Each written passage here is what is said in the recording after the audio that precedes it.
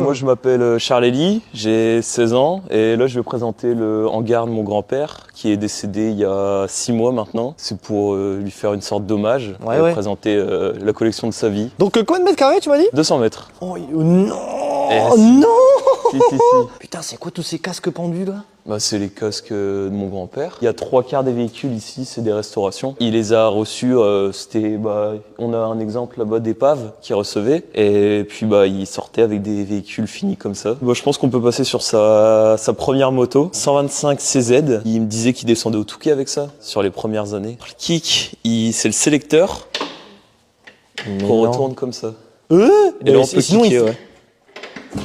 Comment ça se fait qu'il restaurait et qu'il gardait? Je pense qu'il restaurait pas pour faire de l'argent, c'était par passion. Ah ouais, c'est pure passion là. Petite question, ton grand-père avait quel âge? Il est décédé à 69 ans. Et toi aujourd'hui t'as repris la relève, c'est toi qui refais les restaurations ou... J'essaie juste de nettoyer et d'entretenir quoi. Sinon après c'est compliqué quoi. Je suis pas... Ah, faut des connaissances en vrai. Ouais, hein. voilà. Oh non, le mannequin! Et pompe mélangeur de l'époque.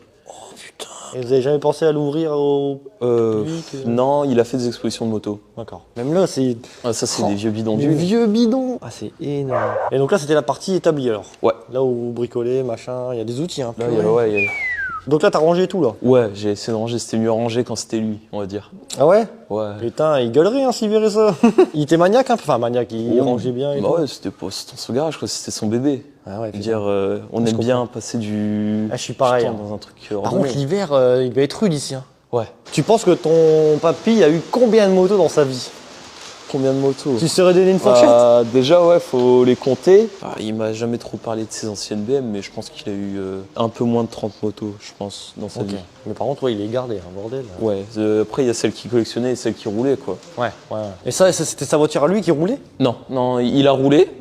Surtout pour les mariages et puis au début. Donc là tu peux voir le moteur, c'est un 4 cylindres du coup. Oh les petits blocs et tout, c'est trop drôle. T'as pas le permis toi? Non, t'as pas encore. Mais ça faut que tu roules. Dans ta vie, il faut que t'essayes. Ouais.